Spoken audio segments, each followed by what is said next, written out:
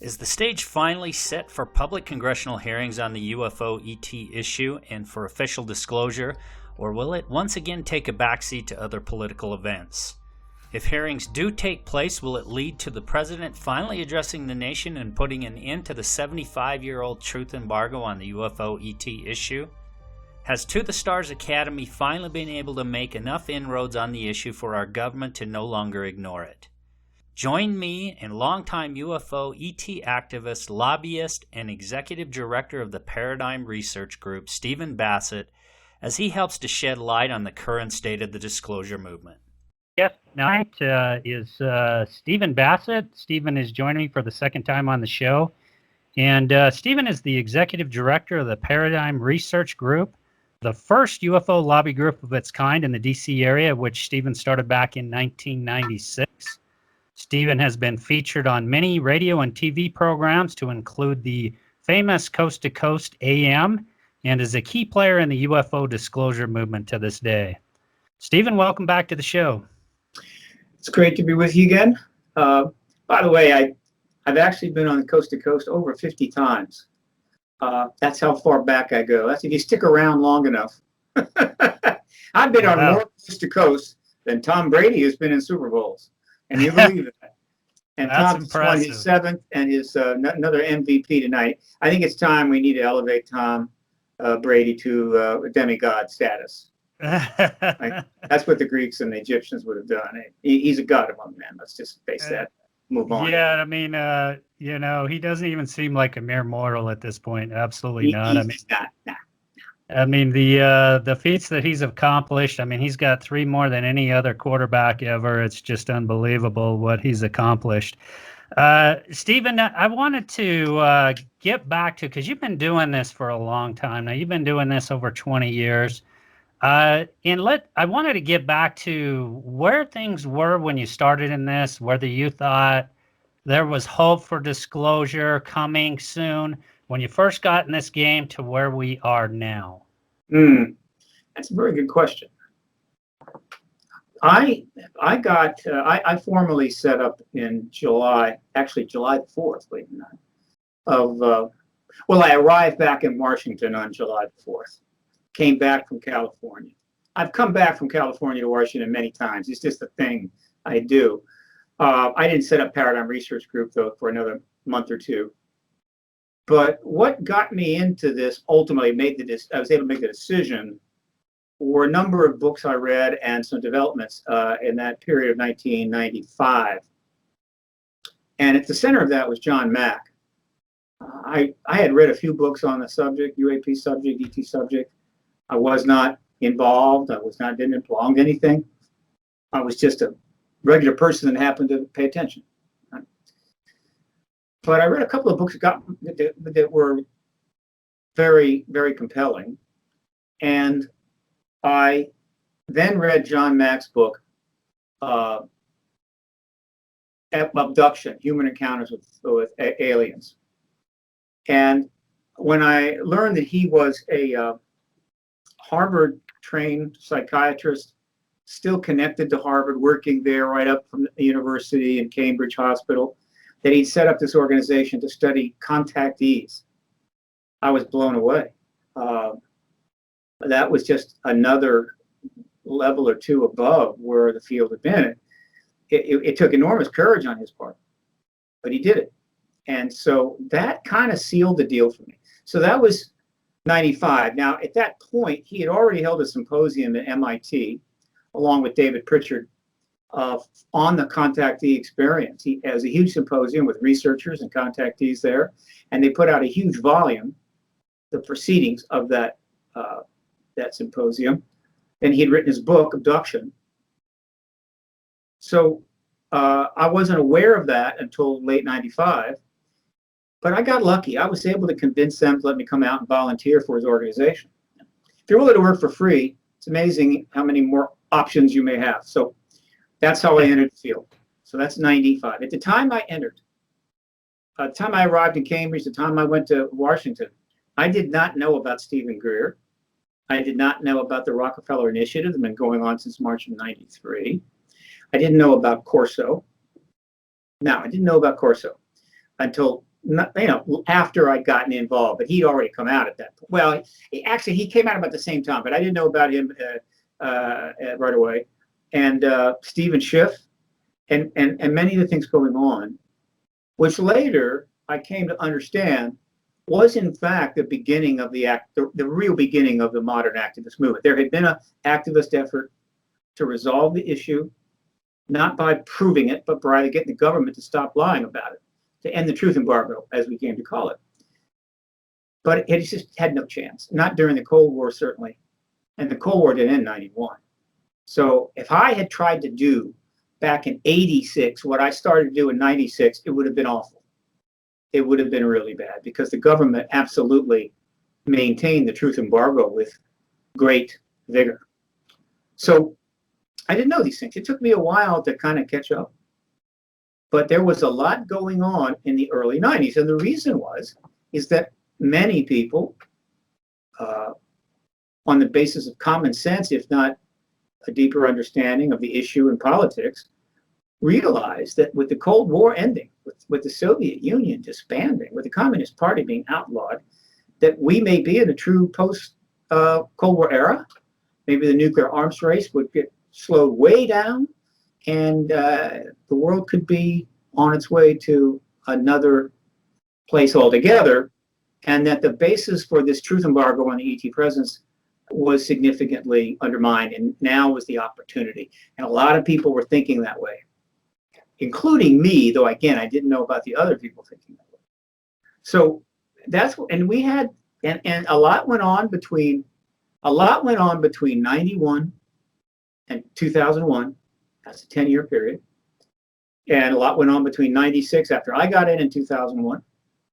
The big 50th anniversary at Roswell, 50,000 people showed up. That's when I went out and met some people really for the first time. I was there, so forth. So in that 10 years, and then another important thing that happened is that Art Bell, in the middle of the 90s, made a decision that, well, his show was essentially a paranormal show, I guess you could say. It wasn't standard talk, we know that. He kind of went paranormal, including the UFO-ET issue, which got him a lot of listeners. But he didn't like politics. He'd gotten out of politics. He didn't want to do politics anymore. And so when I showed up as the activist talking about the politics of UFOs, that's what we called it back then, he could have said, hell with this. I don't want to do it. It's just politics. But he wisely realized, well, it may be politics, but it's the politics of UFOs.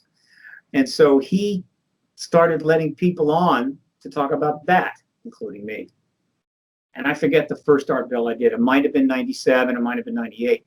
I'm the one that got Stephen Greer on. I brought him on and some other people because I was kind of doing that. And then I'd see him and I'd say, all right, let me bring some people on. So I literally produced some shows for him in a way, lined up the guests, but whatever. I wasn't working for him. So it's all great. And so I was excited. It was my decision to leave my previous life behind, which wasn't that much. I mean, it wasn't hard to leave it behind. And to go all the way from California in the middle of winter, from San Luis Obispo, which is one of the greatest cities in the country. Weather is fantastic. Go to Boston in the middle of winter after one of the worst blizzards they ever had. Was a good one. Good decision. And I'm all very excited. Okay. Now, this first 10-year period, post-Cold War, peaks in 2001 when Greer, who had now continued to expand his involvement in activities, because he had money. I came into this field with nothing. I don't think I had $100. And because I had a place to stay for free with a family house, I could kind of operate, but I didn't have, Greer had money. He had decent money. So he was making a lot of progress, including putting $100,000+ into a press conference to be conducted at the National Press Club under the aegis of Disclosure Project. And I knew about it. And I got involved a little bit, helped him out a little bit, but it wasn't my project. I was on the side, but I helped. And I was down there when it took place. And it was a serious effort. He lined up 18 witnesses to come in to testify or to be part of the press conference and ask questions of the press, of which there were 100+ there. There was a lot of media in that room that day. He had filmed about 100 and some, spent a lot of money filming interviews. Now, he couldn't bring 100 people in, but he brought about 18 in, and then he brought in a video summary of another, I don't know, 30, 40 witness testimonies, and submitted that day. And they held this long press conference, and it was a powerful event. And plus, I think the day prior, or maybe the day after, or both, he took several high-end people, and they went down to the Hill and were on Capitol Hill getting some meetings, right, trying to stir up some interest in Congress. So it was a significant effort. And at that point, by the way, the Rockefeller Initiative had been over since '86. Had been over since '96. But the Rockefeller Initiative clearly was known by many people on the Hill. They knew about Clinton trying to get files. They knew he got stonewalled, things like that. So there was a platform of sorts on which to maybe stand on and make some action. And then it all disappeared. History is a brutal, maiden, or a brutal companion. So just 60 days after the hearing, I'm sorry, not 60 days, May, June, July, about 4 months after the hearing that he held, the 9/11 events take place. And Right. nothing that we were doing was going to be paid attention to, have any traction in the media or on the Hill, period. I knew it, Greer knew it, and you just accept it, right? That's just it, and we'll see what comes next. So that was the first 10 years, and now I'm in the third 10 years, 4 years into the third 10 years, and this is a whole different 10 years. This is a different game altogether. Yeah, I wanted to, by the way, you may want to check on that record and coast to coast, appearances. That might be a record. I don't know. It's been it's over 20 years. I don't think so, but a lot of my appearances are not available anymore because they were done under broadcast.com was the one that got all the archives of that, and then that separated out from Premiere and all this, and so a lot of the early appearances are just not anywhere. Though I'd love to get them. I hope to God broadcast.com didn't get, because broadcast doesn't exist either. I'm hoping it's somewhere. All those early Art Bells of that period, '96 to 2001, are somewhere.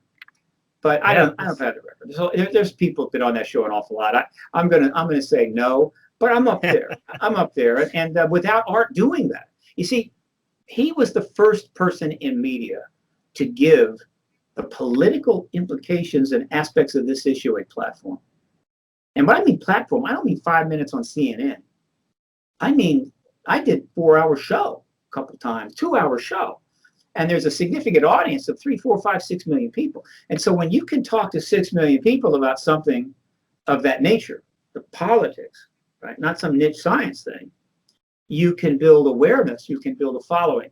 And so Art was absolutely critical in jump-starting what we'll call the exopolitical activism, or we also call disclosure activist movement. Yeah, real quick, I want to jump back to that time when you came in. Clinton was president, and he really made a statement saying before he actually got into office that he was going to try and get to the bottom of this issue. And the interesting thing is, a lot of people say he got stonewalled.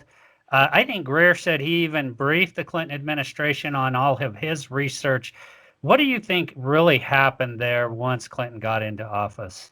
Well, I'm not aware that he said he was going to look into it before he got into office. If there is a record of that, a link, a video, article, please send it to me, because that's not on my radar there. So, so when he came into office, the political dynamics were interesting. He defeats George H.W. Bush, who was a lion of the military intelligence complex, a Washington insider of the highest degree. Yale, Skull and Bones, war hero, secretary, CIA director, vice president, congressman, senator. He had a resume like the DC phone book, beloved by the military. And he had a very high approval rating, and is up to as high as 80% in his first term. He has a war to deal with. Some say he handled it poorly, some say not better, but he deals with the Kuwaiti situation. And so he's going to win a second term. And something happened. It is not, well, I suppose I could read a couple of high-end books about the 4 years of George H.W. Bush. But I seem to recall that a lot of media were confused. They didn't understand why his campaign was collapsing. And to the point where this extremely skilled politician from Arkansas, who was even though he was a Yale guy too, and all that, he was definitely more of the people. I mean, he was a guy that go in a Dunkin' Donuts, sit down, talk to the counter guy for hours. And George H.W. Bush was a Brahmin who had to be showed how checkout scan works at the. So something went wrong, and Bush loses the election, and the military intelligence complex was extremely unhappy, because it wasn't just that their man was kind of disgraced by this relatively unknown, and believe me, unknown, a person out of Arkansas whose political skills were so extraordinary that he was able to pull off what he did, and pulled it off in spite of the fact that significant womanizing allegations came up during the campaign, and he had to go on some major television shows with his wife and deny it all. And the CIA, or the FBI rather, knew that he was lying, because the FBI had already had a full dossier on Clinton. And they knew, when you're running for president, you get anywhere near that White House, they go out and get a dossier on you. It's not publicized, and it's absolutely not supposed to be used politically. But they have to know all the details of somebody that could become the president. And so they knew all of Clinton's stuff, but it's absolutely remains vaulted in the FBI. CIA get involved if there's something overseas, but it's mostly U.S. stuff. And I'll get back to that in a second, but they knew all that. They were not happy. And so when Clinton took office, a couple of things happened. First, the military was having real problems because people in the military, line officers, were running him down in front of their own troops, which is not cool. You're not supposed to do that, right? But they were mad, okay? And so they had to send out some missives, some directives or something to this command or that command saying, do not malign the president to the troops. That's how bad it was. They did not like him. But aside from the FBI dossier, they knew that he was a womanizer. Even just a basic military guy, he was a womanizer. He admitted to smoking pot. We knew that he'd gotten out of the draft, which for them was a draft dodger. All right. Okay. Yeah, absolutely. I actually served in the military at that time, and I remember a lot of people taking issue with that in the military when he stepped into office. Now, on its face, I mean, look, I'm not actually criticizing. Well, look, yeah, I'm going to criticize him on his personal behavior. He blew an opportunity to be a much more historic president because he couldn't control his personal private behavior. All right, but I understand why. I mean, it's pretty clear that he worshipped Kennedy and he wanted to be Jack Kennedy. And here he was president, young, dynamic, good-looking man. He was Jack Kennedy, and Jack Kennedy was a major womanizer. And I think he was just being Jack Kennedy in a way. But in general, they didn't like it. And so when he came in, they were not happy. And he wasn't in office 2 months when one of those people I mentioned who were intellectually of the mind that the Cold War is over, now it's time to end this truth embargo. It's time for the people to finally learn they're not alone. Understand why? Couldn't do it prior to that, 1947, 1991. Now it's time to do it. And Lawrence Rockefeller was the one that made the first move. And he was a billionaire, he was a progressive, he was a friend of the Clintons, and a big funder to the DNC. So when he contacts the Office of Science and Technology Policy Center, John Gibbons, and says, I want to approach the president on the issue of getting the files about these UFOs into the public hands, there was not much they could do. They had to, I won't say humor him, they had to make an effort. And thus the Rockefeller Initiative began. Now, we learned about that in 2000 when Grant Cameron, the Canadian researcher, got 1,000 pages of documents, of which 3 copies are sitting right over my right shoulder. Let me see if I can show those to you. Hang on. They are, wait a minute. Are they there? Yeah, they're up high on that. I got that right? Are they in they're the first bookshelf. That's where they are at the top there. Okay, so I have 2 copies of them. And that basically outed the Rockefeller. So the Rockefeller Initiative was not going to fade into history. It was out.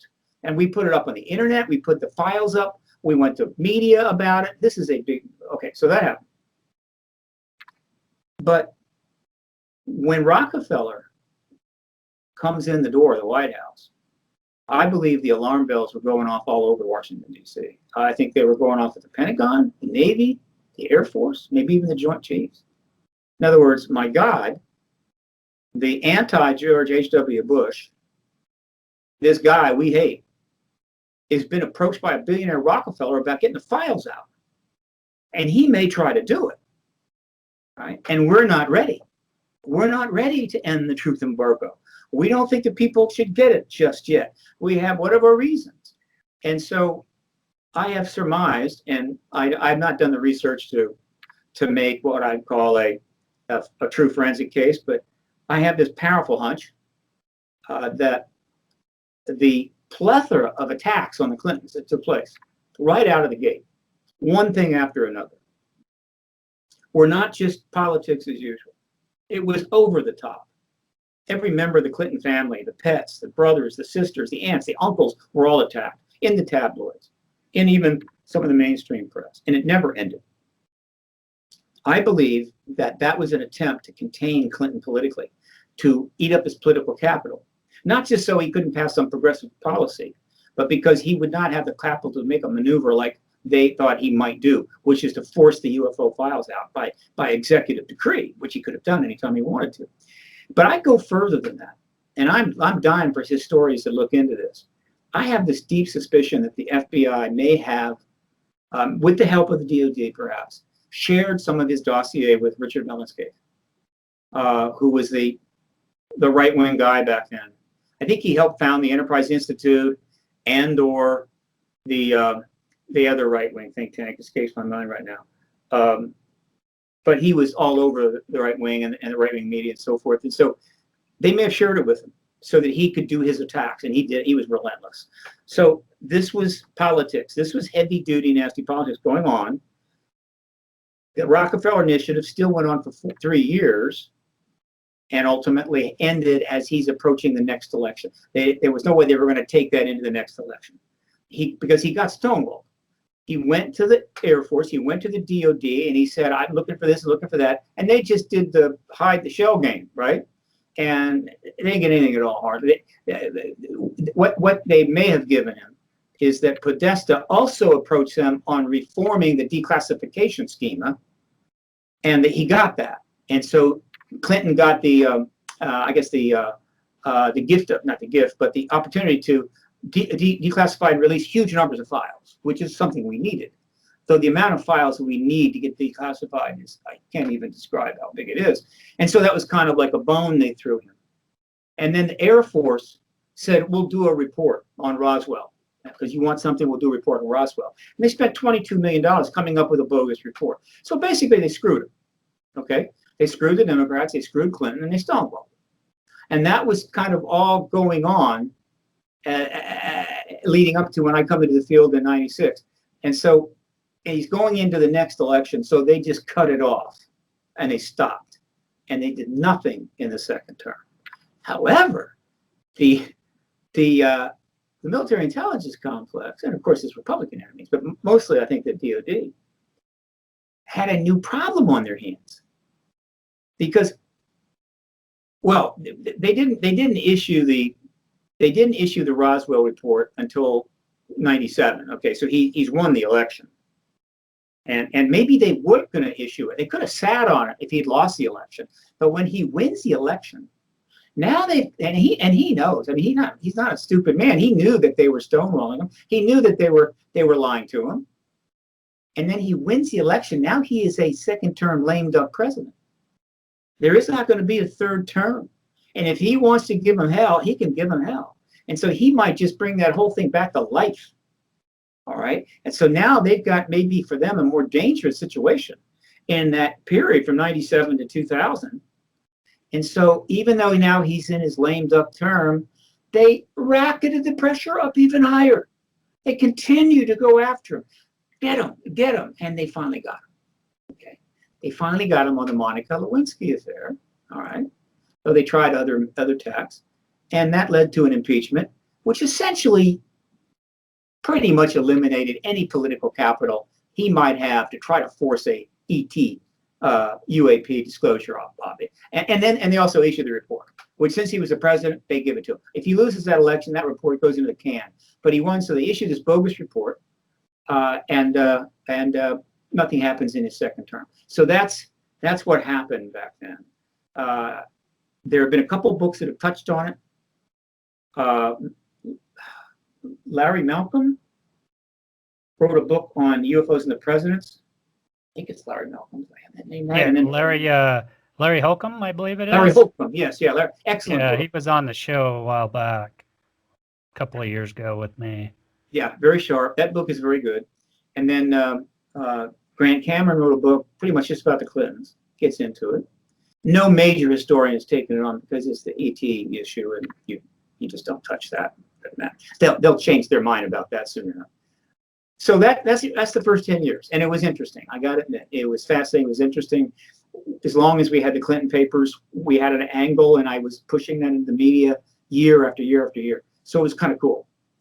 2001, boy, things go south, and George Bush is president, and he had nothing to do with that issue. He wanted nothing to do with that issue. He didn't touch it. He wasn't briefed, and so it was like, and maybe if there hadn't been the Iraq War and 9/11, it's possible that he might have gotten interested in it. But the effect of the war, 9/11, closed out those 8 years. So in my 24 years, those 8 years were the desert, and we're just falling through the desert. There's no water. That was tough. Yeah, George W. was occupied with the war on terrorism for pretty much his whole administration. And the war in Iraq. I mean, those were actual wars in the Middle East. They weren't wars of terrorism. Those were wars in several countries. And so, right, and then you had the war on terrorism simultaneously going on. with it, absolutely. So during those 8 years, what kept me from losing my mind was one, coast to coast AM. I was able to still get access. I was still get actually a lot of media access, particularly in the genre, right? Some MSNBC, some Fox News, but mostly the genre, but plenty of media, and the conferences. All the activity that took place in that first decade from 91 to say 2001 really elevated the awareness of people around the country and elevated their excitement about the possibilities here and led to the growth of conferences all over the country. And so I just did conferences like crazy through those 8 years, and that kept me in the game, kept me going, and I did hundreds and hundreds of media interviews. So that was something. But in terms of engaging the government with any chance of making actual what we'll call activist progress, no. Yeah, and here we are, 2021. So end of 2017, we have this earth-shattering revelation. The New York Times report comes out. They released that video. I'm going to throw up an image here because we've had 3 Navy videos released here. We've had the Tic Tac, the Gimbal, and the Go Fast. And we've had To the Stars Academy come into the picture. Tom DeLonge, Luis Elizondo stepping down from the Pentagon, and the advanced aerospace threat identification program he was running. Steve, what's your take on where this is at and how this has had an impact on the whole movement? Well, my take on where this is at is basically going to be dominating all my work for the rest of this year. And what my podcast is going to be about, I'll be posting about it, and I'm booking interviews as fast as I can get them. Somebody wants to interview me, get in touch. I'm available. I've already booked 42 interviews just since January the 1st. So, as I say, the first decade, interesting. the next 8 years, from 2001 to 2008, was a desert. Things picked up a little bit in 2008 because Hillary looked like she might get the nomination, and of course, I had the whole Rockefeller Initiative thing and the Clinton ET connection, right? Had all kinds of stuff on that, and very well informed about it. And so I moved to try to get that into play in that campaign, 2018, and was making some progress. Didn't have the position I had the 8 years later, but then before the nomination was given out, she lost the nomination. She did not win the nomination. She had to drop out. Barack Obama, the nomination. Now, he had no connection to the ET issue at all. So the next period doesn't really begin with Barack Obama in 2009, but it was interesting because while I wasn't completely surprised, Barack Obama did something we didn't expect. The campaign was somewhat bitter, and they did not handle Obama's candidacy very well. I mean, the Clintons, and he was not happy about it. In fact, they handled it so poorly that they started losing what the Democrats call their superdelegates. And the superdelegates have more votes than just a regular delegate. And there's a reason for this. I don't like the policy. I think they should get rid of it. And many of those superdelegates were people of color, men and women of color.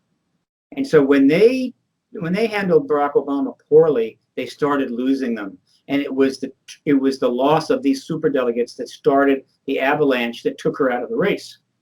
And so it wasn't all hunky-dory between the Clinton and the Clinton team and Obama. And yet, he wins the election, and one of the first things he does is he hires John Podesta, who was Bill Clinton's chief of staff in his second term and a key advisor in his first term, and advisor to Clinton's campaign, Hillary's campaign. He appoints him chairman of the transition committee to pick the new government, to set up the new government. In other words, in that moment, he coupled his presidency to the Clinton team, Clinton legacy as well. Okay, fine. But then he went further. He appointed Hillary Clinton Secretary of State. Obviously, she was part of the Rockefeller Initiative. Leon Panetta was the chief of staff while the Rockefeller Initiative was going on in the White House. He was made, I believe, CIA director and later Secretary of Defense, or vice versa. They tried to bring Bill Richardson into the administration, and he was very close to the Clintons. He was Secretary of Energy during the Clinton administration. He knew about the Rockefeller Initiative. He was from the governor of Mexico. I mean, he was really... So and I'm going, wait a minute. I could see that the Clinton, I guess you could say, political thread jumps over the Bush administration, in spite of the 8 years out of the picture, melds with the Obama administration. And when that happens, I was absolutely certain that the Clintons, probably John Podesta, talked to Barack Obama about the whole ET thing that happened back in their administration and the issue itself. Which does, in other words, we couldn't just pretend, right, that didn't happen and it's not important. I think they brought him in. Whether or not he wanted to seize on that, which he could have, we don't know. But we do know that he walks into a financial catastrophe left for him by the Republicans, who that's what they do. They leave catastrophes behind when they leave the White House and leave the Democrats to clean it up. And then within about 8 months after the Democrats in office, they had convinced quite a few of the American people that it was the Democrats' fault for the catastrophe in the first place. It's a wonderful cycle. It's basically rolling the country right down over the cliff like Thelma and Louise, okay? So anyway, but after 4 more years, when we get into around 2011, in other words, the third decade, say the first decade's 92 to 2002, the second decade's 2002 to 2012. Now it's the second term of Barack Obama. And Hillary Clinton is now only 4 years away from the White House. Because I can assure you she intended to become president of the United States probably the day her husband got elected, but sure was determined to do it after he left, right? And so then, right around then, 2011, 2012, the third decade, and what I think will be the final decade of this issue, the truth embargo's history takes place. And while that previous second decade was really pretty bare and tough on anybody, activists. Now, the researchers could do their research. They could study this and that and this event, and this case, write books. But if you're an activist and you're not getting to the government, the media with your issues, you're not succeeding. You're not being effective. And so I can't speak for what other people were doing. There was plenty going on. A lot of docs were in the works. But I saw what I was pretty sure was going to happen. I thought that Hillary Clinton was going to run after Obama was out. And I started gearing towards that in 2012. I mean, I'm thinking 2011, I'm thinking that's what's coming in 4 years. And so I'm thinking about that as we go forward. And so I started doing things that I thought could have an impact, though not necessarily in the Obama administration, but they may have some weight later. One of the things is I got a petition into the White House that actually forced the White House to respond to it, and the petition was the disclosure petition. It's on my website. You can find it under projects.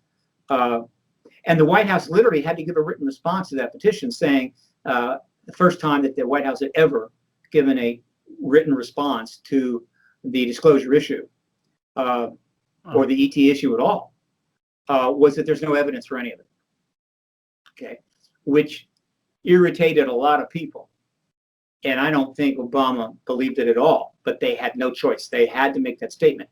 So by doing that, they could have given some soft, mushy response. You know how politicians are, but they could have given a response that meant nothing and didn't bother anybody except maybe me. But by giving an absolute blanket denial, there was nothing to it. There was no evidence at all. Not only no evidence for an ET presence, no evidence the government had covered anything up or embargoed anything. So that I did that. And I did some other stuff. But then in late 2012, I got enough funding to do a major project that I'd been wanting to do since 2002. And that was the mock congressional hearing. The idea was to hold a mock congressional hearing of significant size and scope in Washington, D.C., film the whole thing to show the Congress and the White House how hearings on the subject would actually go, and that it would be pretty good. Right? That the subject was ready for it. The witnesses were there. It cost a lot of money. It was held at the National Press Club, and we named it the Citizen Hearing on Disclosure. We had 42 witnesses and 6 former members of Congress acting as the panel, the committee panel. And it was conducted just like a regular congressional hearing, pretty much, mostly just like it. And it was a success, and it was 30 hours in length, and we filmed it all. Once that was done, I then had to put some things together, and it took a while, but by November of 2014, about 16 months later, I delivered that full record of the citizen hearing to every member of Congress. Now, we had live streamed it in 2013, April, May 2013. We live streamed it so all the journalists that were afraid to come down to the press club and watch it live, or any political people, they could watch it in the safety of their office online, right? So we did that. You know, I don't know how many of them watched it. And then we delivered this in 2014. And then I began what I thought was the most important project of my life, which was the election initiative of 2015-16. In other words, that's where things have been leading all along. Hillary is going to run for president. She's going to be the prohibitive favorite. I've got all kinds of material I can put in front of journalists. She's the leading candidate. It's going to be hard for them to dismiss this material while she's a candidate for president, right? And so I came back to Washington. My publicist came on board, and we started hitting the media here with these information. And we actually got some articles written. And those reporters went to Clinton and Podesta for comment. They could not respond. They absolutely wouldn't respond to them because they couldn't. They did not want to engage this issue, certainly not directly. And there was so much pressure coming at them as the journalists were doing their job, meaning, hey, there's a whole bunch of involvement between Hillary Clinton, Bill Clinton, and the ET issue, and she's running for president. I think that's a news story.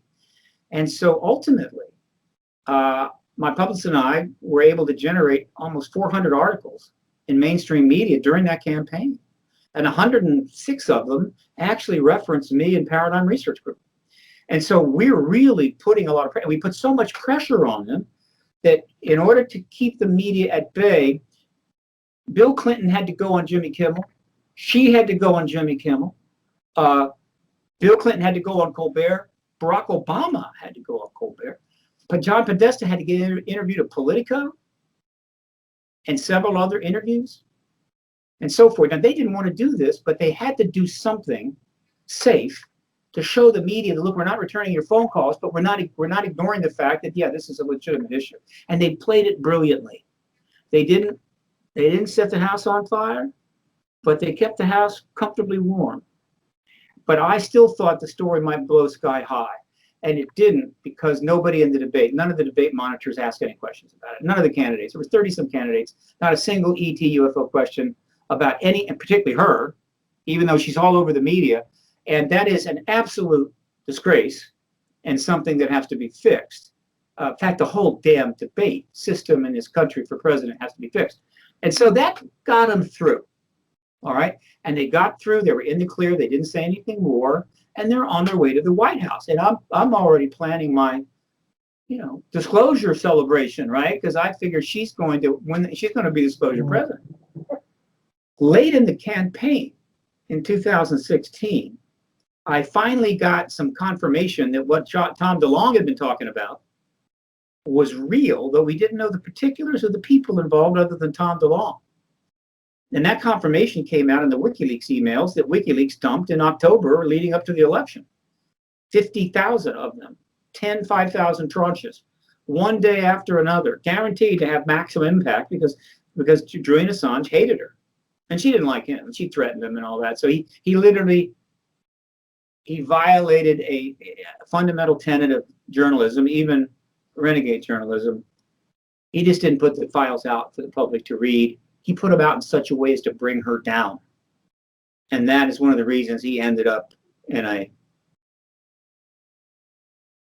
the embassy in London for 6 years, right? Because he lost any support, right, on this end by the Democrats and the progressives.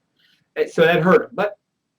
But I wasn't too concerned. I'm great. Okay, fine.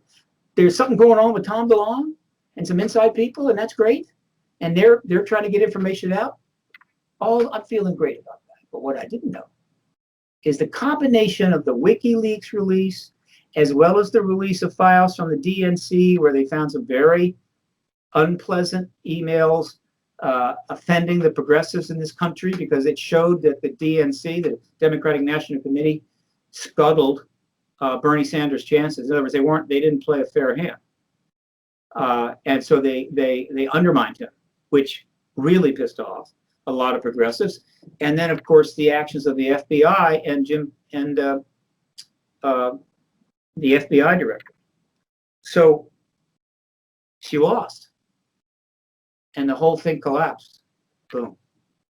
Right. And that's 2016. And so we entered another desert, which I thought could easily go on 8 more years, just like when Bush won in 2000. And I was extremely depressed.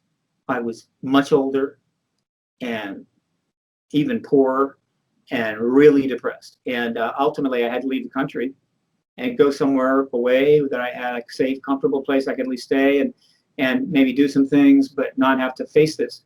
But while I was away, we found out the other shoe dropped on Tom DeLonge's project. It dropped in October of 2017, and it was a bombshell. And I was out of the country, unfortunately, so all the media that was happening, I was completely out of the picture. So after all those years, when the train arrived in the station, I was taking a pee in the bathroom in the station house, okay? And I was trapped in the You stall. weren't there to catch the train. Yeah. So I didn't get back till January of 2018. to be clear, what happened in 2017 was a watershed, milestone, historic event. It went beyond anything that I have done, or Greer has done, or any other person involved in the exopolitics of this field of stuff. It was a major development. Why?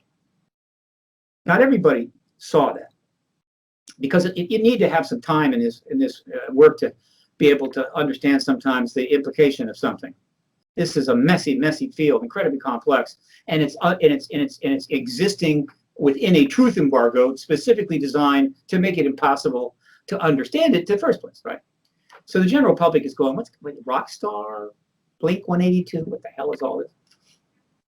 But I figured it out pretty quickly, and I immediately put my full support behind it, because what it was obvious to me was this: that possibly incentivized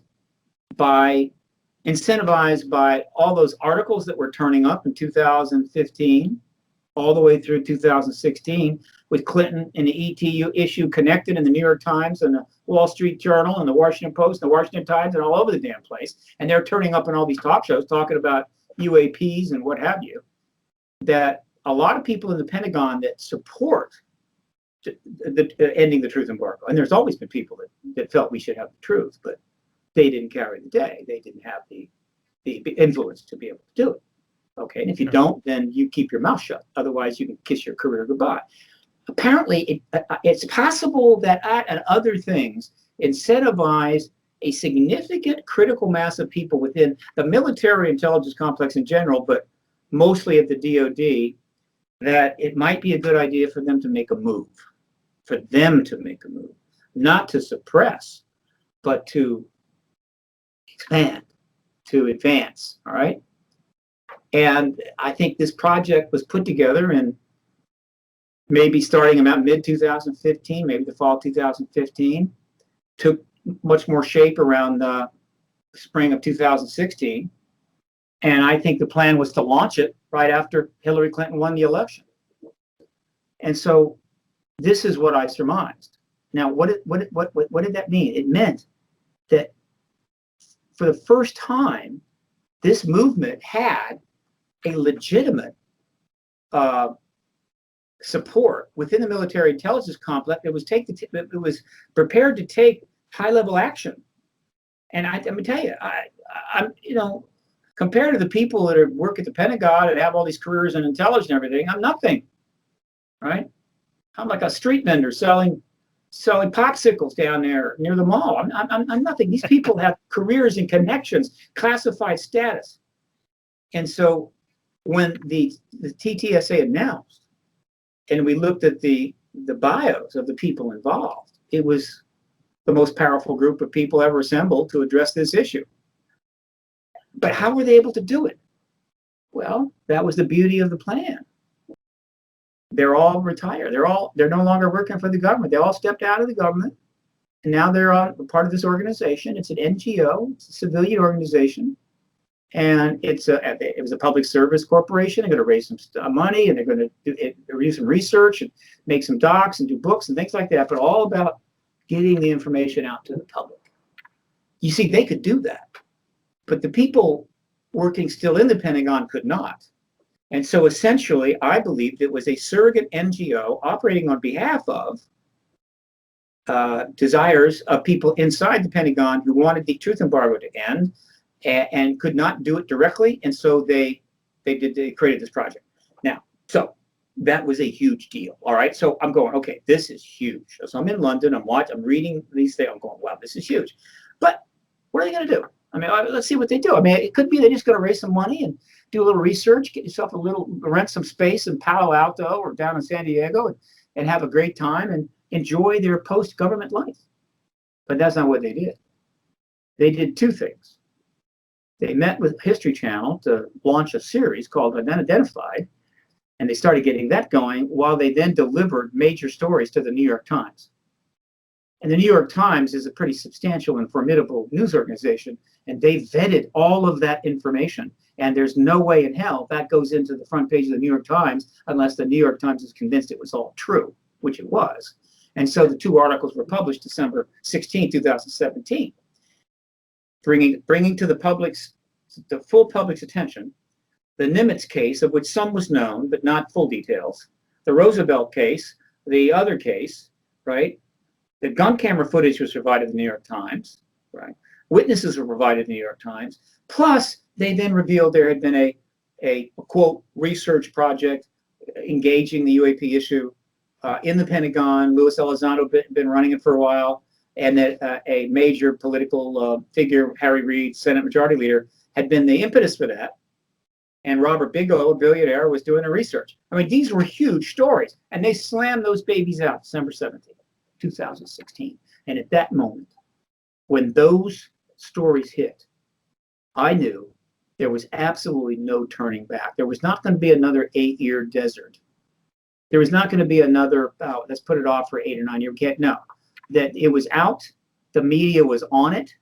Over 700 stories relating to the TTSA that I have personally linked to on my website. 700 since October of 2017. So this is it.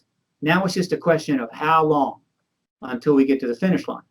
And so these last 3 years have been profound in terms of the history of the truth embargo. However, the reason it's been 3 years and not 1 year, the reason it's hopefully going to happen this year, meaning the truth embargo will end this year and not 2017, is because of the political outcome of 2016. The last 4 years politically in America are unprecedented. They're not anything that anybody active in journalism, active in the military, or political operatives on the Hill have ever dealt with. I think in the McCarthy era, there was a little of that, but they're all dead, okay? And so it was utter chaos. I've been in and out of Washington my whole life. I've seen plenty of chaos in this town. I was marching with the anti-war movement. I was there when Nixon resigned. I watched the riots in Chicago in '68. I've seen chaos. I've seen it. Again, the riots then were more violent than what we're seeing now. But the point is that it was anti-war. But the point is, this is nothing like anything I'd seen in my lifetime. And so the last 4 years has been like a hurricane, like a Category 4 hurricane. Every time you step outside, there's 150-mile-an-hour winds. And so you can't go out and cut the lawn. You can't go out and wash the windows. You can't even go to the store. It just takes your umbrella, rips it out of your hand. And so you just stay indoors and bunker down. And so essentially, everything that was behind the To the Stars Academy, whatever inside support they have, whatever capabilities they have, it was just slowed down. There was just only so much they could do. The one thing they could do, though, was the History Channel documentaries, or the History Channel program on Identify. That was easy. And so that was their major flag during that period, during the period from 19 into 20. And an important show. And then as 2018 was moving forward and moving in 2019, I believe that they saw the light at the end of the tunnel. I think at some point, let me put it this way. The CIA and the Department of Defense have more resources than we do in terms of knowing what the hell's going on out there. All right. Absolutely. They have sources they can't even divulge, okay? They have sources that the newspapers can't divulge. They have the ways to assess and analyze. I believe that the military intelligence complex was much more aware that Trump might probably lose the election than the public and the journalists were. And so they started planning in terms of another president, another administration. And I think the To the Stars Academy was thinking along those same lines, though there was no guarantee. So they had to be careful. But what they started doing, it's pretty obvious to me, there's plenty of evidence for this, is the two major things that To the Stars Academy was doing in 2019, from early 2019 into 2020. Well, 2019, 2020, a significant period, was pretty much behind the scenes. The two things they were doing, primary things they were doing, was vetting witnesses, vetting military witnesses who were coming forward to them in unprecedented numbers because of the Unidentified series and the New York Times articles. So Fravors in the New York Times, he's on TV, he's in all over the place. Nothing happening to him. So I guess maybe it's okay now. I can talk. Well, I started talking. But that didn't mean they're going to go on a documentary or go on the news, but they were talking. I believe Luis Elizondo was the principal gathering point for this testimony. While that was going on, Christopher Mellon, the political operative, former Deputy Assistant Secretary of Defense for Intelligence. Okay. By the way, Elizondo was also an intelligence, right? An intelligence operative, whereas Mellon was a political intelligence operative, okay, Capitol Hill. A wonderful combination. And so I started learning they were briefing members of Congress. And that got my attention because now I'm starting to see the picture. But I'm out in California. I don't have a place in Washington. And then I learned in 2019, around July, that the president had asked for a meeting and he got a meeting. He got briefed by these witnesses as well. I don't know how many, some of the pilots, about the Nimitz case. I'm not saying you got a briefing from the CIA on the ET issue, no. But he got a briefing on the Nimitz case. And I learned that. I started making the moves as fast as I could to get back to Washington and set up for what I believe was coming. All right. And what I believe is coming is congressional hearings on the extraterrestrial UAP, extraterrestrial issue, full bore hearings, multiple committees, weeks, maybe many days, if not weeks. Primarily almost all military witnesses, and those hearings will end the truth embargo. And that's what's in store for us. Somewhat delayed because of the COVID infection, which not only arrived, but turned out to be even worse than we thought, and the extraordinary political developments at the very end of Trump's term. I thought things were looking pretty much wrapped when the states certified the results, and I had no idea. and so it's gotten even crazier, and the Congress is going to be dealing with that till the end of February. Starting in March, things will settle down, and you're going to see me making a major public push for these hearings to take place. Now, Steve, I want to ask you, so they had this omnibus bill that calls for, the UAP task force was established, headed by the Navy. It's interesting. Well, my first comment I want to make here, and kind of a question too, is, so the Navy's been at the forefront of this, which is interesting. Obviously they're the ones that were involved in the Nimitz case, the 2004 incident. Yeah. The Air Force has been relatively silent on this issue. Completely silent. I come from the Air Force. I retired from the Air Force. I've been kind of a little bit disappointed that the Air Force has not been more proactive in this, and the Navy has been the one that's been at the forefront of this. Well, I wouldn't be too hard on them. There's a history for this. In the early days of the truth embargo, 1950s, right, and 60s. Well, the truth embargo start to get serious about the truth embargo with the July 52 sightings over Washington, D.C. Went on for 8 days or something, right? They're all over the damn place. And they tried to explain it. A lot of people are going, I don't believe that. But they were able to tone it down, but it scared the hell out of them. I mean, these ETs can go anywhere they want, right? So if they wanted to, they could fly over the damn Capitol every week. And that would be a real problem, wouldn't that become a real problem? So they really will. So they really said, we got to get serious about this truth embargo. We got to get this under control. And they I'm sure they put their heads together and came up with all possible ideas, probably, threw some computers into the mix, and they gamed it and whatever. And they did a lot of things, which I think we kind of know about. One of the things they did, I believe, was deliberately put the fundamental brick and mortar engagement of ET tech in the Navy instead of the Air Force. Because logically, everybody was looking to the Air Force. What do you know, right? And Navy's about boats. I mean, They got boats. They don't fly around, right? So it's the Air Force. So the focus is going to be the Air Force. So they put the research in the Navy. So it's just less likely to turn up. But then they put the Air Force in charge of a study called Blue Book, actually 3 studies, which we're never going to get to the bottom of it, you see. And so the Air Force is doing what amounts to bogus studies. I mean, they're doing research, but it was a rigged game, and it was not intended to get to the truth. And so everybody's going, oh, the Air Force is on it, when the Air Force really isn't on it. And the actual research is going on in the Navy. This is smart, okay? And then when the Air Force wraps it up at 69 and says, and wipes their hands of it, by then they felt they had the truth embargo pretty much in contained. They had closed Blue Book. They had the Condon Report. They destroyed. So the Air Force,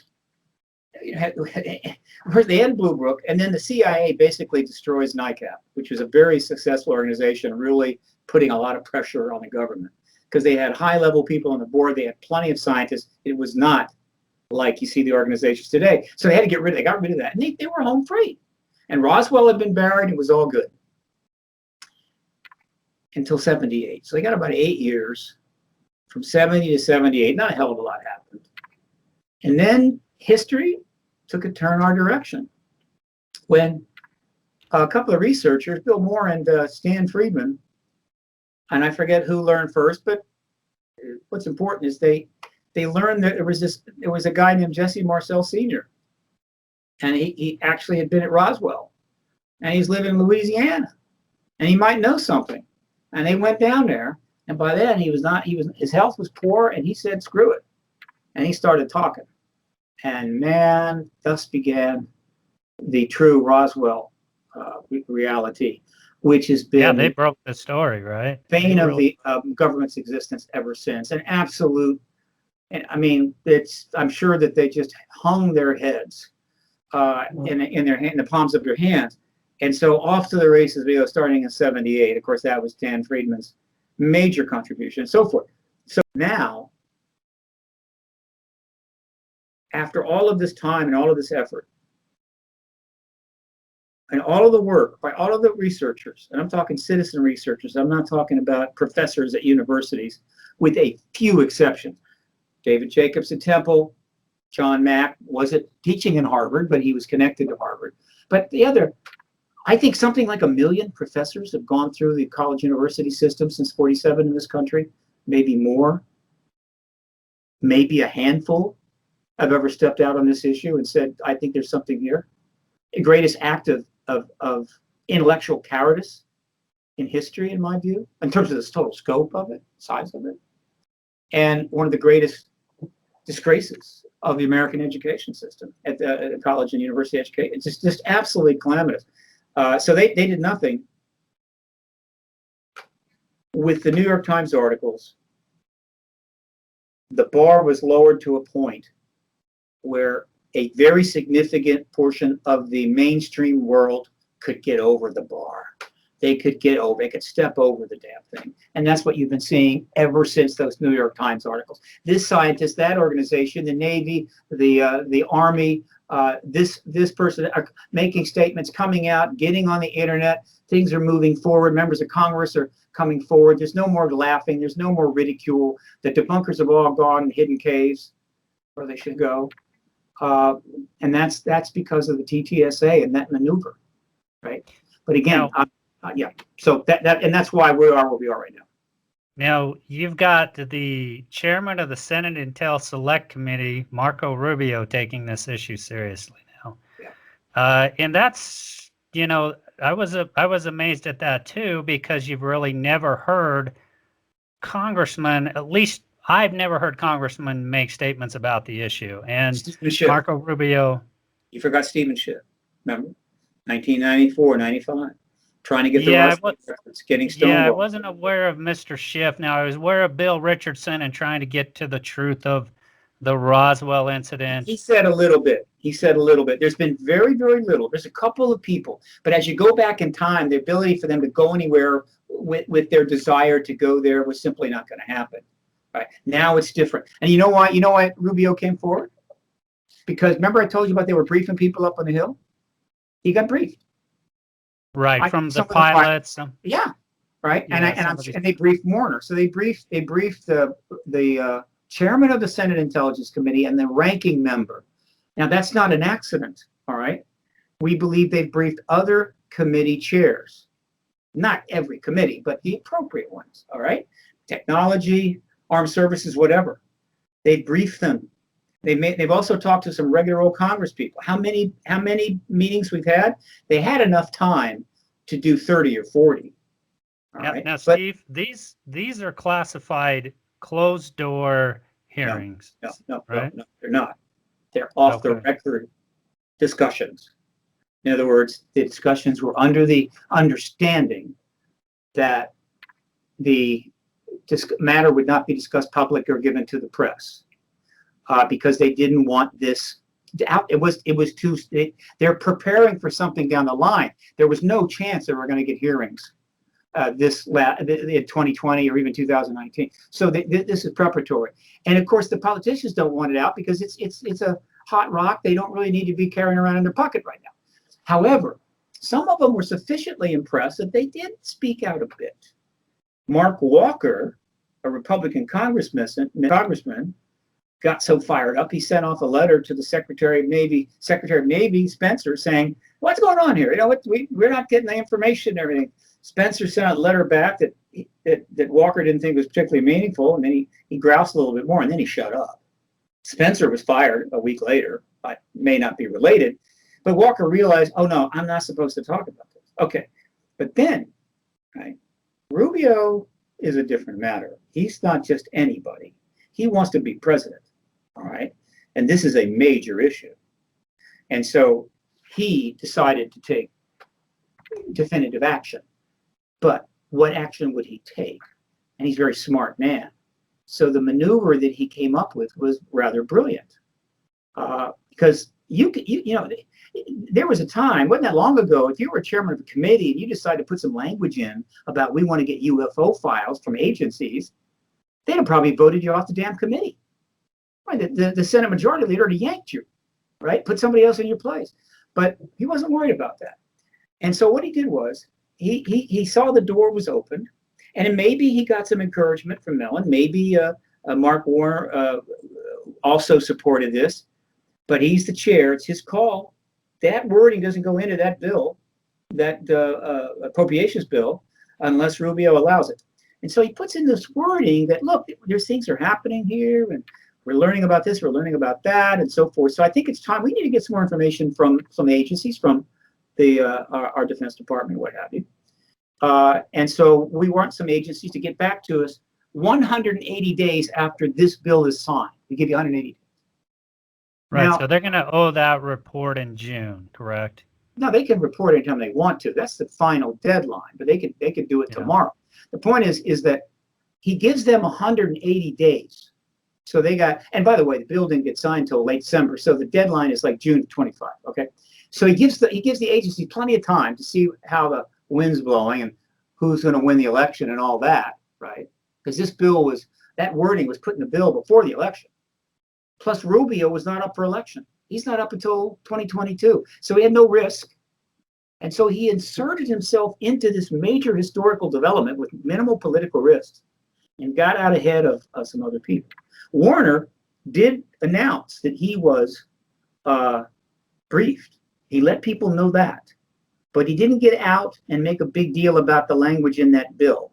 He left that to Rubio. So this is Rubio's historical moment. And so that's what that was about. All right. Now, a lot of people think that this is going to be disclosure. Finally, we're going to get all the information that we've been waiting for. Don't count on it. That's not well, whatever we get is not going to be anywhere near what we need, but it may be impressive or it may be pathetic. We don't know. All right.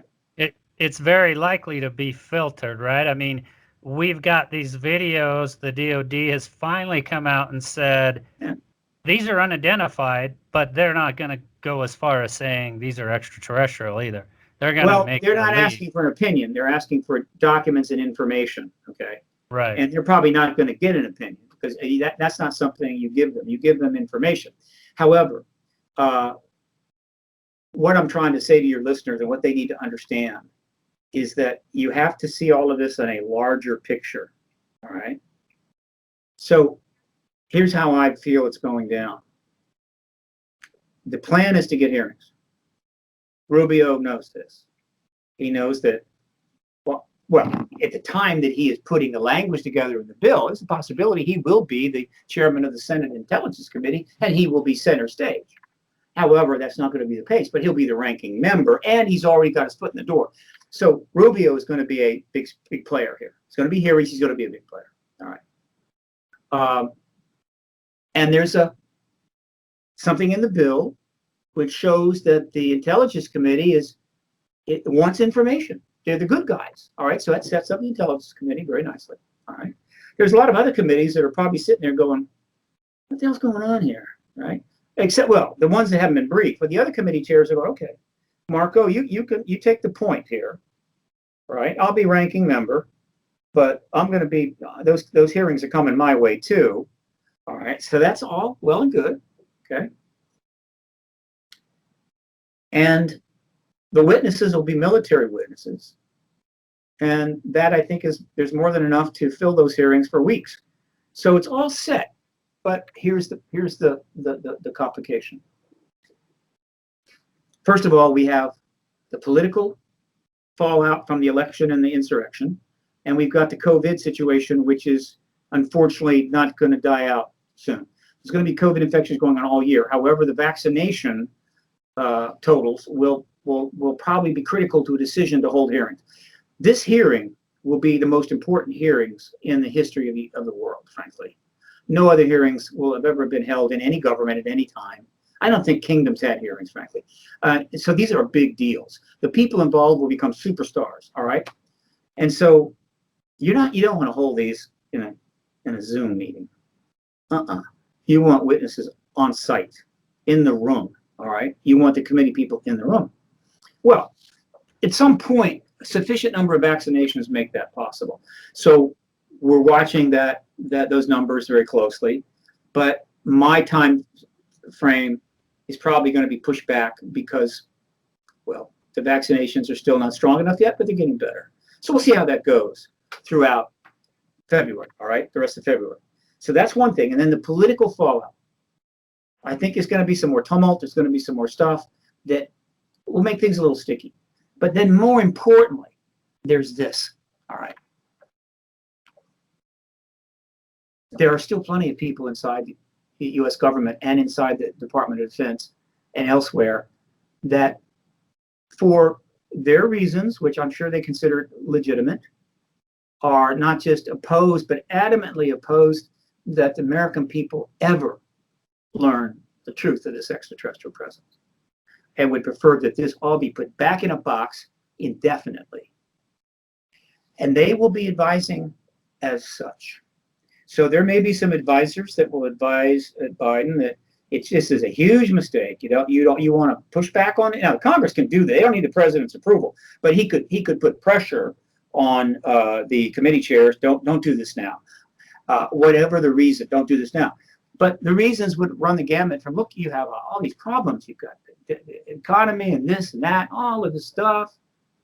And you need to focus on that and put this down the line. Now, the concept being that once the economy's great and the pandemic's gone and we're all sitting together singing Kumbaya and racism has been solved and all this stuff, then we can tell the people about the UFO issue. Well, let me tell you, that's absolute baloney, and I'm not buying one piece of that. No way, right? But that could happen. Worse, if they don't hold hearings and the agencies, the ONI and the other agencies, decide to come back and play shell games again and provide some inconsequential documents and not a hell of a lot, it will undermine the ability to hold the hearings at all, because people will be saying, wait, they once again, they've come to us, they don't have anything. And I'll raise my hand and say, they've been lying to you about that for 70 years. Haven't you figured that out yet? They're loaded with stuff. They're lying. But it gives them an easy out. And the fundamental dynamic going on right now, from the day the To the Stars Academy was launched until the day we have those hearings, it's not a direct line between the truth embargo and the truth, right? Doing the right thing. It is a complex chess game that is 90% public relations. How to do this so I look good, we look good, the president looks good, the DOD looks good, and we don't get too much flack, and how to make it is great for us as possible, right? Mitigate the pain, right? And that is what it is a public relations maneuver to a good purpose, because if they can work it all out right, everybody wins and we move forward. But let me tell you, if it's just about getting the truth, Joe Biden could go to the Pentagon tomorrow, walk into the damn office of the Secretary of Defense and say, I want every goddamn file you have. I want a study reports on every program you have, every ASAP you have related to this issue. And if it isn't on my desk in 7 days, I'm firing every one of you. Done. It's done.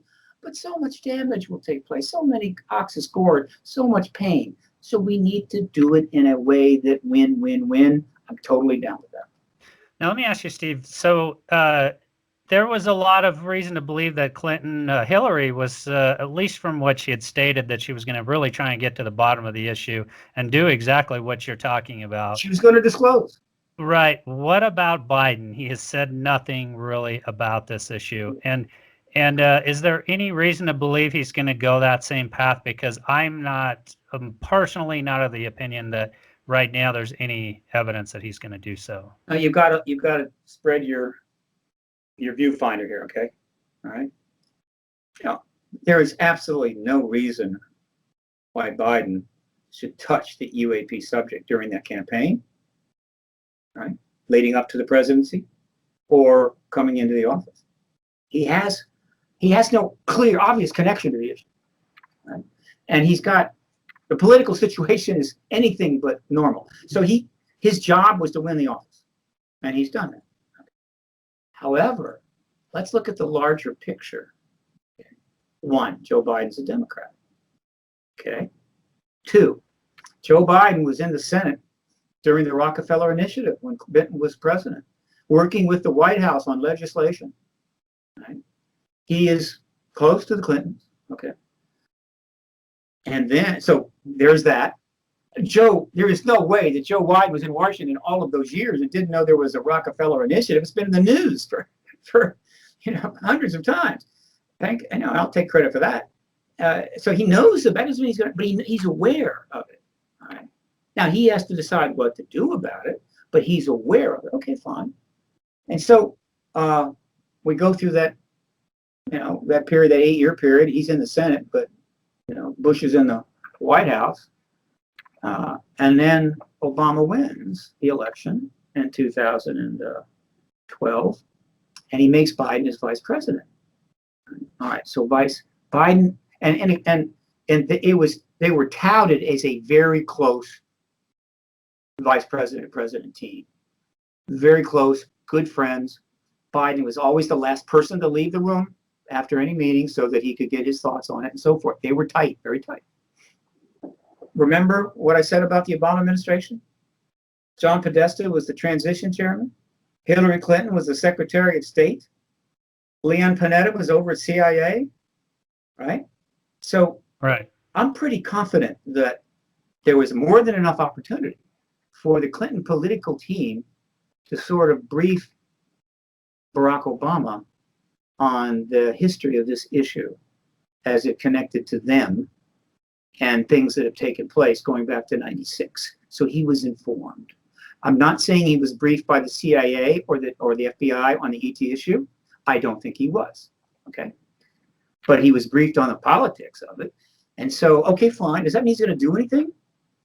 Well, remember what he was dealing with and what he faced. I mean, he had a terrible time. The Republican Party did everything but brick up the Oval Office and lock him in there so he couldn't get out. He had financial crises. And so he's the first black president dealing with all of that, what that meant. And so he focused on that. No problem. And I'm pretty sure that he either was told or figured out that Hillary was going to run, she was going to win, and she was going to deal with this. Okay. Nope. And I think he was fine with that. But there's no way, there's no way that Joe Biden is not aware of this. So Joe Biden, just in the 8 years he's in there as vice president, he's in between Clinton and Panetta and so forth. And Podesta's always just off the side. And then Podesta brought Obama, for reasons never fully explained, in late 2000, early 2015, he brought Podesta into the White House as an advisor. And what did that mean? It meant that he and Podesta could talk about anything they wanted: football, baseball, anything, ETs, and nobody would know, and the press would not be briefed on it. And in other words, he had full privacy confidence. It may come out in the presidential records years from now. And so you think they talked about ETs, particularly given the last tweet that he made when he left that job as advisor to Clinton was, "My biggest regret in 2014 was not getting release of the UFO files once again." See where I'm going here? And so he's in the White House. Biden is the VP president. Be assured Biden is fully aware of these dynamics, and he has to decide what to do. Well, technically he doesn't do anything, because this can all be taken up by the Congress, and they can hold the hearings, and he can just sit back there and listen. And when the testimony becomes overwhelmingly confirming, he can then talk to the Congress and say, "Look, I agree, this is confirmed, and I think it's time to tell the people that." It's a win for him, and he didn't have to take any risk at all. However, there will be people that will go to Joe and say, "Joe, oh my God, if that goes on and they get into this wacky UFO stuff, and all these crazy wacky people will come up, like the Air Force pilots and things like that, hey, you're going to ruin everything, and your presidency will go down the drain. And so you got to stop this." My job, and any other activists that want to get involved, is to cut that off its path. So when those people finally show up, it's like, sorry, this thing, too many people are wanting this, too many people are talking about it, too many articles about it. These hearings probably going to happen. Look, let the hearings go, and we'll see where they go. I'm not going to step in and prevent it. That's what I hope happens. There's too much inertia here, it seems. How do you see these congressional hearings going? I mean, are they going to be kind of starting as more close hold military personnel, and then do you see them progressing from there, where we're getting people like, say, even Robert Bigelow, Sure. People like Robert Salas is going to come forth and testify about what he knew when he was working at Malmstrom Air Force Base about UFOs and flying over nuke sites. And I mean, how do you see these kind of progressing and unfolding? You've got it. You pretty much got it. In terms of, remember, the public relations concept, right? The win-win-win-win concept, which is key to getting something like this done, right? Because this will be the biggest event in human history, and everybody wants to be on the right side of it. They don't want to be hurt by it, whatever, but they also don't want to be left out. I mean, this is a complex chess game. No, the hearings will be, well, they will be public. You don't hold hearings like this and not do it publicly. I mean, there's going to be hundreds of millions of people watching the damn things. Everybody's going to become superstars. Some hearings will be, anything classified will be in a classified setting, but there's plenty of non-classified stuff that will blow people's minds. So they will be military witnesses only, I believe, because they have the highest gravitas. They are members of the military. They're already vetted, right? And they'll be under oath. And the fundamental issue at hand initially is national security. What are the national security implications of this phenomenon, whatever it is? All right?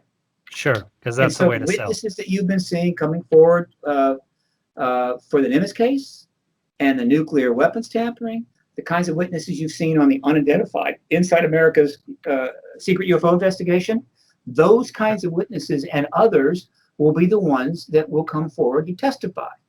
And that will be enough to get this thing really rolling. Now, I happen to know that there's enough testimony within the military people to absolutely close the deal.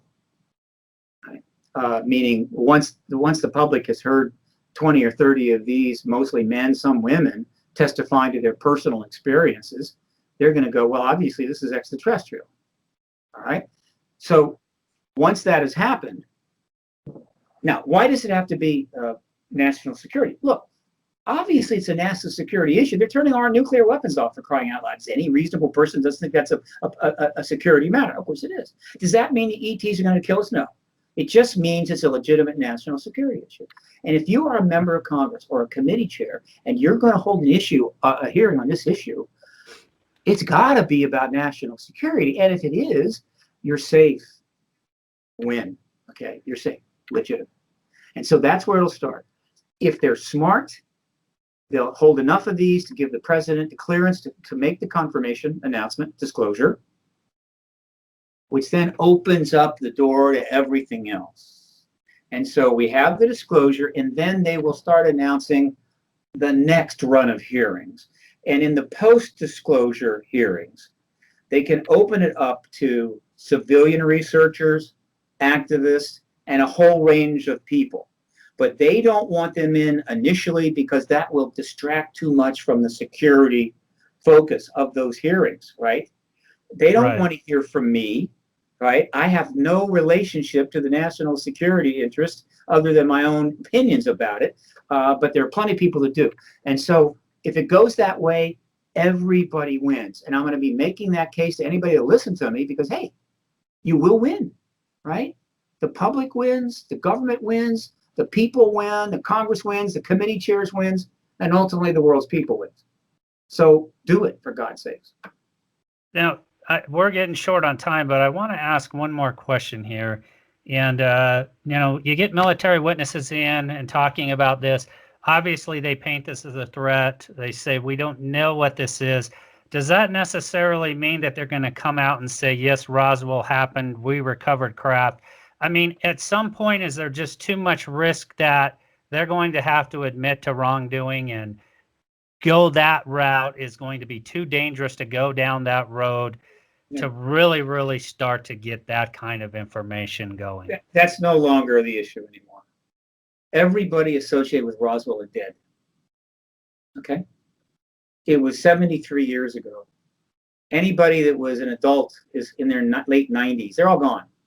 So it's not about, and the fact is that the Roswell, the suppressing the Roswell case was national security. It was totally legal. There's no crime there, right? So this idea that everybody is going to be facing tribunals, that's not what's going to happen. Not at all. There is some public relations problems for holding the truth for so long, for having to lie about it. Hey, right? They lie to journalists all the time about national security stuff. If the journalists put them in a corner on some nuclear weapons issue, they got to lie to them if that's what it takes. And they're going to have no trouble doing that. Are they going to then be sent to court later? No, they're not. So, no, don't worry about that. But the issue of threat is there, though, as I have stated publicly, a wise person will always say potential threat. Potential threat. Okay?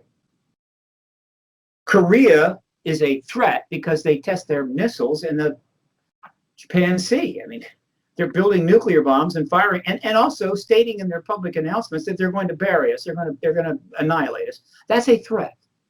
The ETs are not in that zone. They are a potential threat.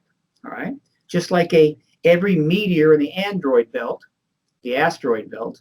is or every asteroid in the asteroid belt, they become a meteor until they leave it, but is a potential threat.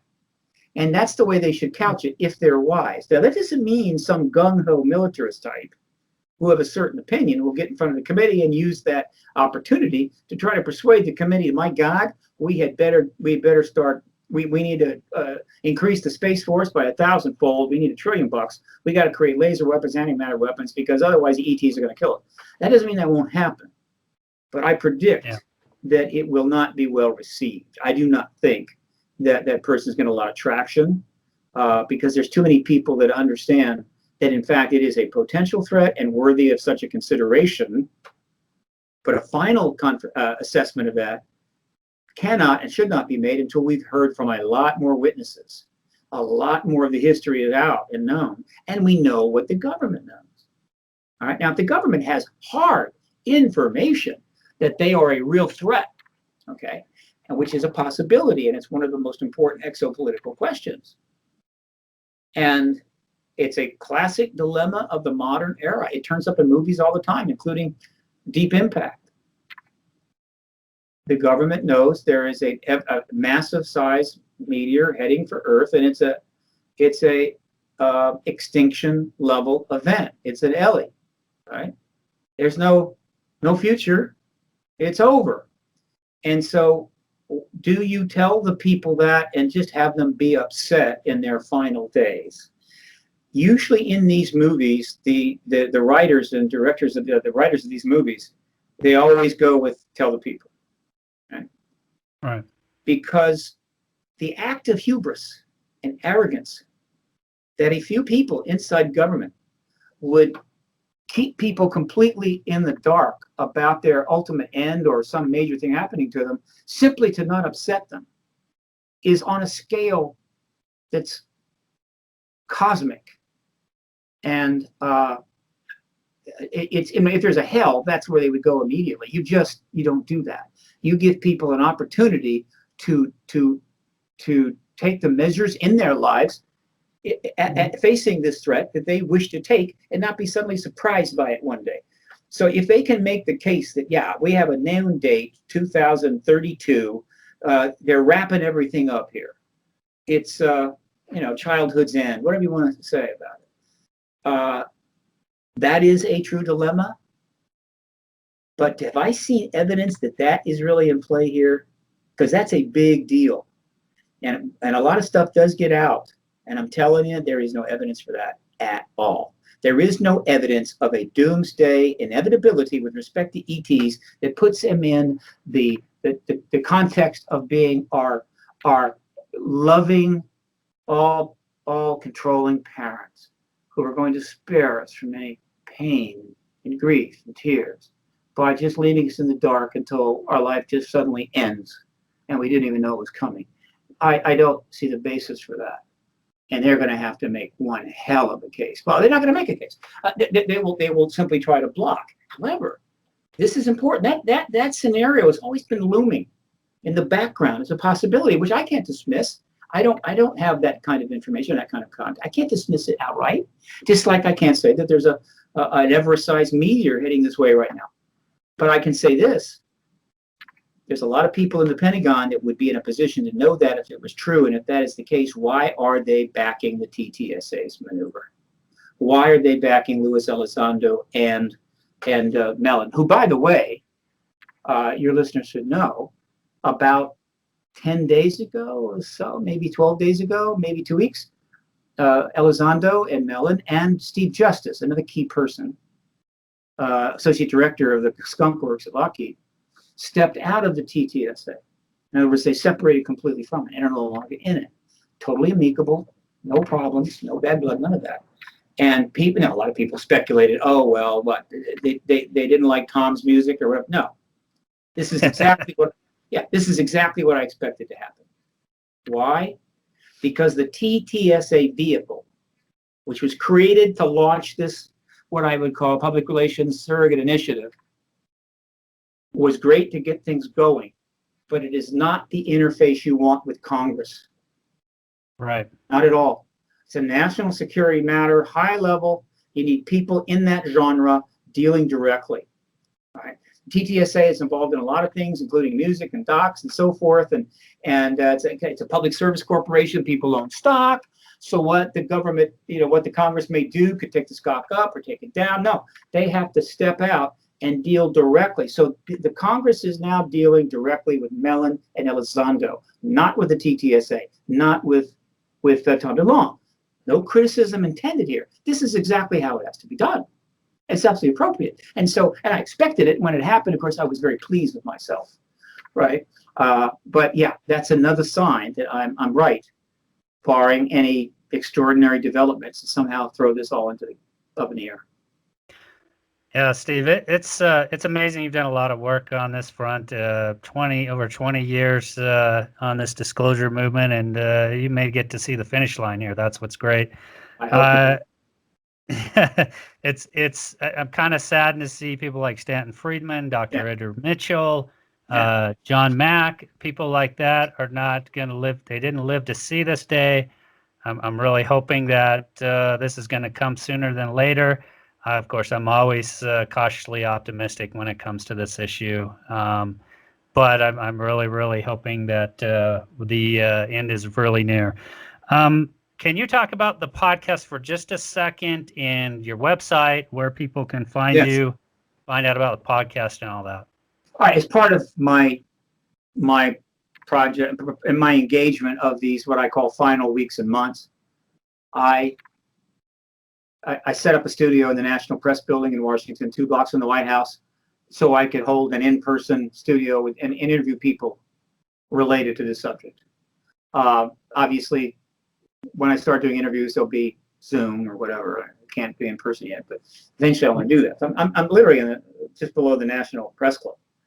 I hope to interview people in this town, people that have never maybe spoken about the issue before. So it's called the Disclosure Wire, and it's the first broadcast of any kind out of Washington on all things exopolitical. So that's part of the project, all right?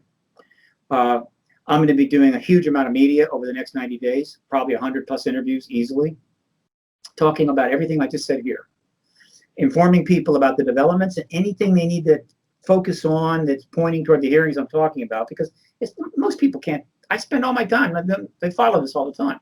People out there with a life, they can't follow this, but they need to know about it. So that's my job, is keep them informed. I'm going to be trying to get as high up in the media as I can get. I have some angles. So I'd like to get some cable news time. I'd like to get in the New York Times again and so forth. We'll see. Again, all about the fact that the table is being set for hearings. All we have to do is wash our hands, straighten our ties, right, and our dress or whatever, and go and sit down at the table. Right, dinner is going to be served, and be ready for efforts to prevent it, and then thwart those efforts and get the job done. So that's and I have a website. That's all this can be seen at paradigmresearchgroup.org. That's the website. Disclosurewire.org is the key way to get to the blog, the podcast rather. I invite people to follow me on Twitter, Paradigm Research Group on Twitter and Facebook. You can't have too many Twitter followers, okay? So please follow me. And when you go to my website, there's a subscription button up in the top where you can subscribe to the free updates that I send out. Please do that. And that's pretty much it. That's how people can get involved. Now, I heard you say this before, so I'll just say this as a reminder to listeners. Please also don't be afraid to write your congressman, contact them, let them know you want these hearings to happen, right? I mean, isn't that important for us as citizens in this movement to let our congressman know that we want to make sure this happens? I'm going to be I invite everybody. I can say this now. I'm inviting everybody. Wait until 2 days after the Senate trial is over, the impeachment trial is over, about 2 days after the trial is over, and then feel free to send to tweet, because many of the committee chairs, I think Rubio, many of them, and their own Congress people in their own state, as well as committee chairs like Rubio and others, appropriate committees, armed services, technology, space, and intelligence, not the agricultural committee, no. And send them and tweet them that you're aware that it may be possible to hold hearings now on this issue for all these military witnesses, and you support that. You want those hearings in Congress. All right. You can always tweet the White House as well. Some of these members have emails, and of course you can always write them. All right, but start bumping people out there. And I'm going to put up a page with some contacts, but I'm not going to do what I did back in 2015 when I bombarded Washington with 2.5 million tweets. I had a big team of people, and we did a tweet storm. We hit them with 2.5 million tweets about the Clinton thing, the election thing, and all that stuff that's going on and so forth, which is aggressive, pissed a lot of people off. I don't want to do that. I want to do something much smaller than that. Like see a couple 100,000 maybe going into these people saying, we at our understanding that this table's being set for hearings finally on this issue for military witnesses on the UAP issue, and we want you to sit down at this table and have those hearings. But wait until 2 days after the trial, and I'll be encouraging people to do that all through the rest of February, well, into March. And then I'll be keeping people updated on the vaccine situation and see to what extent it might make it possible to hold these hearings properly. They have enough time that all the potential witnesses could get vaccinated. They could have them fully vaccinated, 2 shots, so that when they come into that hearing room, they're protected at least. All the members of the committees will be vaccinated by then. They can limit the public access, no question. They maybe will do that. They'll maybe keep some people, but we're not that far from being able to hold full in-person hearings on this with minimal risk to the key participants. And the idea that we should wait until the pandemic comes under control, no. The pandemic's a big deal. The presence of extraterrestrials is a much bigger deal. And the truth embargo on this, now 74 years old, is a big deal. And it's time to end it. And I'll leave this message out there, and we can wrap things up, is that if I could advise the president tomorrow, my advice would be very simple. You are facing enormous problems.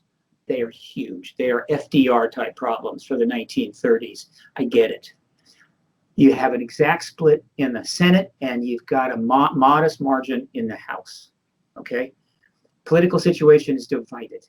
You need all the political capital you can muster in order to get done what you want to get done.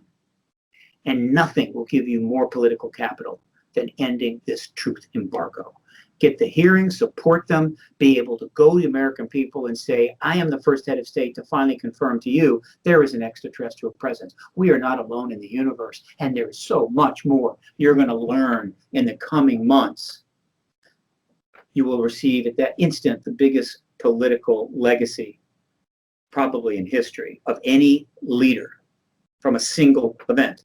And that legacy will give you the political capital to get done what you get done. And then secondly and lastly, fundamentally, Mr. President, you are up against a situation where distrust in the public has reached a point where they almost don't trust anybody or anything, and the truth is buried, and people don't know what to do. And that's not going to, that can't be fixed overnight. But you have a chance to reveal the biggest truth in all of history to the world's people. And don't you think that's the way to start moving out of this morass? You want to get people trusting the government again, particularly trusting you? Tell them a truth so profound that 50,000 books will be written about it, all right, by the end of this century. Tell them a truth they've been denied for 74 years and back it up with evidence and further confirmation. You have this chance. And if you don't take it, some other head of state will do it at some point. That's always been a chance. Are you going to give that away simply because you can't make up your mind? Or some advisor is saying, too risky, Joe, too risky. No. Few presidents have ever had the opportunity that Joe Biden has right now. Barack Obama had the opportunity, but the circumstances weren't there. George Bush never had it because he was interested in getting briefed. Clinton had the opportunity, it was too soon, and he was stonewalled. But that's all changed. This isn't 1993. He's not Bill Clinton. This is a whole different time. And various people are trying to get ahead of each other to be the first one to tell you this and tell you that. And the chairman of the Harvard Astronomy Department is absolutely convinced that we've been visited by an extraterrestrial drone. Wonderful, right? I think I'd like to get together with Avi and explain, I don't know about the drone, Avi, but they're taking your brother-in-law every couple of weeks up for, an examination in the craft. So you may want to look closer to home here. But the fact that he did it, the fact that the chairman of the Harvard Astronomy Department decided to go ET without too much concern and has had no troubles from Harvard is a message to everybody, folks. Get on the disclosure train. Now you can get in the front car where I'm hanging out with a lot of my colleagues, or you can get in the rear car where you're going like, I'm not sure, but hey, what the hell? I like the idea, so I'm on the train. It's up to you. So everybody gets on that train in the right place. I intend to be in the front friggin' car, right? I may not be in the VIP section of the front car, but I'll be in that car. So I'll be in the back, kind of in that seat back there against the, where the next door is, just kind of lurking out, going, okay, here we go. All right, so that's my last thoughts on that. So I'm practicing, by the way. I'll be saying this over and over again. And I hope to say it enough shows that somehow somebody slips it to Joe. Joe, there's this interview. You ought to see this thing. This guy is giving advice to you. He says, this is what he'd tell you. I put the link in your email, right? He just will click, and there I am going, Mr. President, here is what I think you need. Hey, let me tell you, in this world today, that is not out of the question at all. This is a whole nother world. And people are able to connect and do things that would even be dreamed of 30 years ago. So. He might just decide to hire you as his disclosure advisor. Yeah, disclosures are. Yeah, sure. Okay, look, I gotta go. I'm dying here. I watched the Super Bowl. It was not the game I was hoping, but it was a historic game, and that was tiring. And this has been a long interview, but I'd love to come back, see you in a month or so, and we'll see where things are then. Absolutely, Stephen. Thank you so much for spending the time with me to talk to the little guy. I really appreciate that. And we're going to watch things closely. It's an exciting time, that's for sure. Well, you may be a little guy, but you got a big microphone. I'll tell you that. All right. All right. Stay in touch, man. Okay. All right. We'll do. Have a great night, Stephen.